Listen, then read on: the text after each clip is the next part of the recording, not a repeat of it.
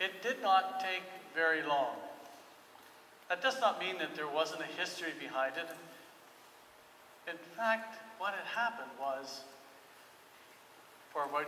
there was overthrown and it disappeared within a long, short amount of time, 1,700 years of traditions and how people viewed reality.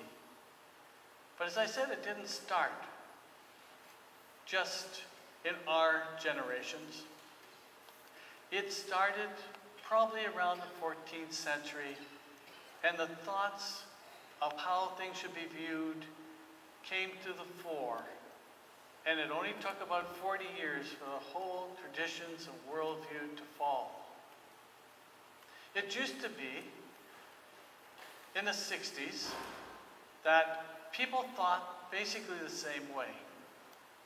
Overall, their worldview was that there is a God, there are absolutes, there's right and there's wrong. Marriage is between a man and a wife. And the church was held in respect in the community.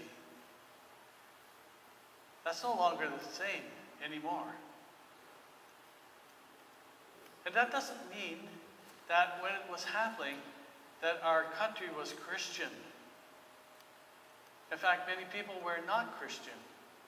But what it means is that there was a worldview, a way of looking at reality that we don't look at anymore in the same way. When I grew up, we believed that there was a God. Didn't know who that God was, but all you had to do is look up into the sky at night and know that God had to create. Otherwise, it couldn't be done. And my friends at school, they would have agreed with me that there was a God, but at the same time, they would have agreed that there was a mystery about this God. Because when I looked at my own life, I saw that it was in quite a mess. At the same time, I heard that God was supposed to be good. And so I couldn't figure out how God could be caring and loving and compassionate. People are looking at the same thing today. Maybe not in such amount of people who are doing it, but when you get into trouble and you're down far as you can go, bottom of a well, and you have no hope, you start to think to yourself, is there a God? Does he care about us? Now, there are many passages that I could use this morning, but this being Father's Day, I decided that I would go to Luke chapter 15, verses 11 to 24. And there we learn about who God is. That he's very loving, very compassionate, very gentle. And we'll look at it from 5 points of view as it goes through the scripture itself. And the first one is the cost of letting go. We all know what that cost is, or that there's a cost to letting go. Whether you have to let go of a job because of health, whether you have to let go of a house because you can't look after it anymore, whether you have to let go of children. After all, when God brings children into our lives, they are a gift, but they're a gift that we are to give away. And so sometimes it's very difficult to give up, to let go our children. And in the case of the parable that we're looking at today, the father had to let go. And what he had to let go cost him dearly. Here we have a father who was probably a traditional father, and the son rebelled against all of that. It was noted in Jesus' day that nobody got their inheritance until the father died. And now this son simply said, "Give me my inheritance now." For the father to do that, it cost him. It cost him in terms of he wouldn't have as much money or possessions to live on. and his life would go down in terms of living and the standard of living. He would be almost crucified by the community itself because that wasn't something that was to be done. Perhaps the father gave the inheritance up, thinking that his son would stay nearby, that they would work together. But that didn't happen. In fact, what the son did was he sold his possessions, sold the land, and he did it in a hurry, so he probably did it at a low price. And he took off. What he was saying to his father was simply, I don't care about you. I want you to die. Doesn't matter. Just give me my inheritance and do it now. And when that father went into the community, he would have mud on his face because the other people in the community would be down on him and criticize him, talk behind his back. And it costs to let go, doesn't it?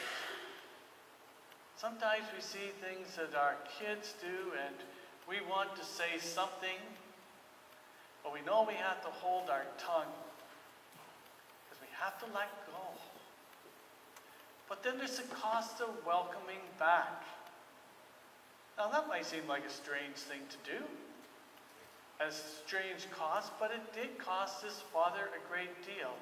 And you might be wondering why I termed this sermon the prodigal father. Don't we usually think of this parable as a prodigal son? And prodigal simply means a reckless giving away, and it just, what? Just using whatever you have in a way that you destroy the whole thing. But the prodigal son, or rather the prodigal, also has a different definition, and that is lavish. Didn't know that, did you? Neither did I. But it's lavish. And that's what the father in this parable was all about. He lavished his love upon his son. And look what he had to do, and the cost that he had to deal with when his son came back. When his son came back, the son would be bearing gifts to the father. But this prodigal son had nothing to give. He was bankrupt. He had need of everything. He had need of food and clothing and shelter and forgiveness, and he smelled like a pig pen. And he was saying to his dad, accept me back, welcome me back into the family. So to welcome him back would cost. It would cost in many respects. He would have to give up his pride, his bitterness, maybe his anger, and he would have to lavish love on his son. Our parable says that this father ran towards his son when he saw him. Why did he run towards his son? It was simply because if he didn't, and the community saw his son before he did, there would be no reconciliation. The people in Jesus' day, if you squandered your money, you were blackballed. But if you did it to the Gentiles, that was the worst thing you could have done. You have to keep it within the country itself.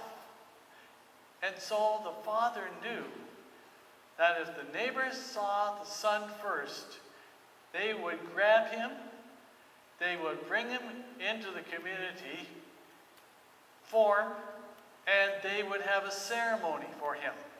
And the ceremony would be simply this. They would have a jar, and in the jar would be burnt nuts and corn. And before his son, they would smash the jar and they would say, "You are cut off from your people." This the father did not want to happen. That's why he ran. But what you may not know is this, that when the father ran, that was going against all the traditions as well. A dignified father would never run. He would stroll with dignity. He would never raise his gown and run. That was against the law. But this is what the father did. And he ran to his son to be reconciled to his son. And sometimes our sons and daughters do things to us that they say certain things or they live their lives in ways that we don't like. And then they come home and we are to welcome them with lavish love. And why is that? It's because once a son or daughter, always a son or daughter.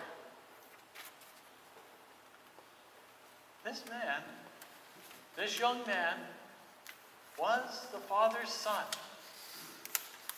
And what he did absolutely irritated the father. It couldn't help it. And now he was coming back. But there's something that's interesting in our passage, and that is that the father saw the son coming towards him from a distance. That means that the father had a desire for his son, for him to come back. When the son left, he would never have heard from the son. They didn't have texting and internet and phones like we do today. He would not hear the son. He would not know whether the son was dead or in slavery. He wouldn't know whether his son was in trouble, and yet he longed for his son and he prayed for his son. And when he saw his son come back, he ran to his son and it said that he kissed his son. Well, that's in an intensive tense. That means he kissed him again and again.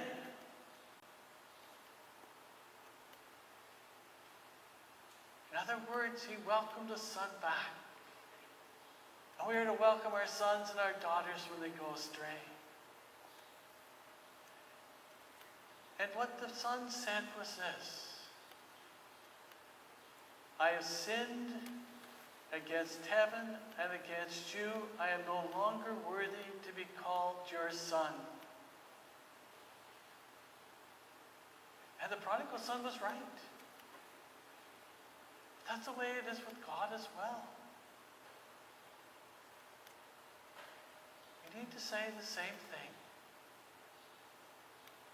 And as we do, we'll find that we had the same thing happen to us as the prodigal son did. What happened? Well, there was a feast. Why was there a feast?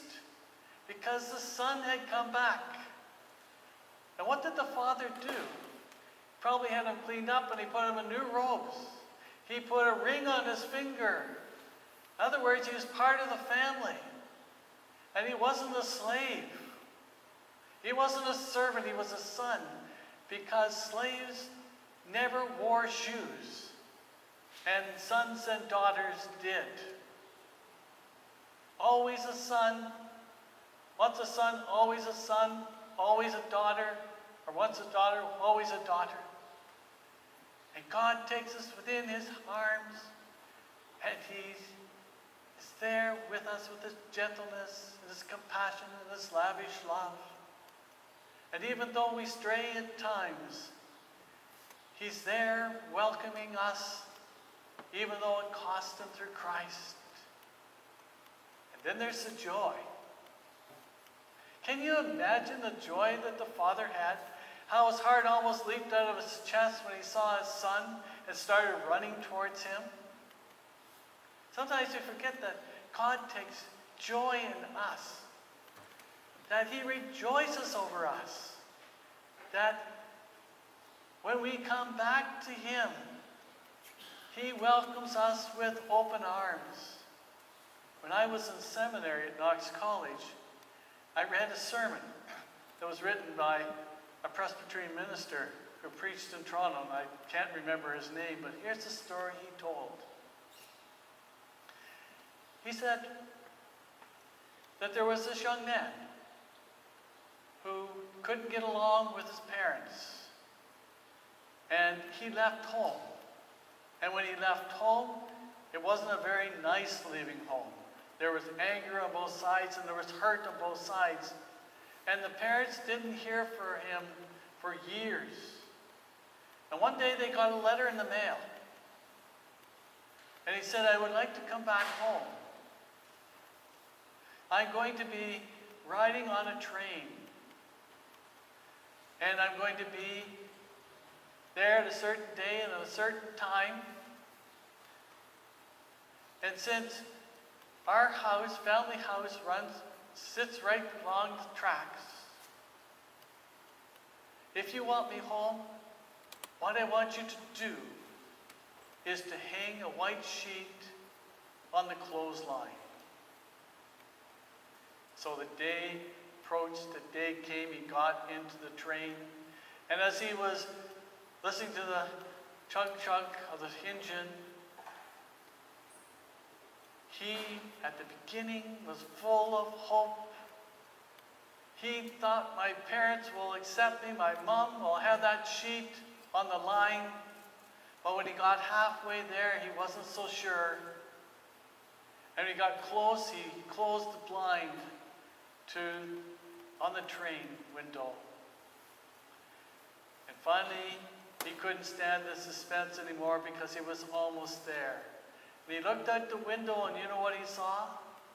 Not one white sheet, but the mother had gone to all the neighbors and all the family and told them to put white sheets on their clothesline. So all you could see along the railroad track was white sheets. And he was home. Joy. God sees us in joy, in love and compassion and gentleness. And he says, the cost has been paid. Come, let us rejoice together as sons and daughters and as a father.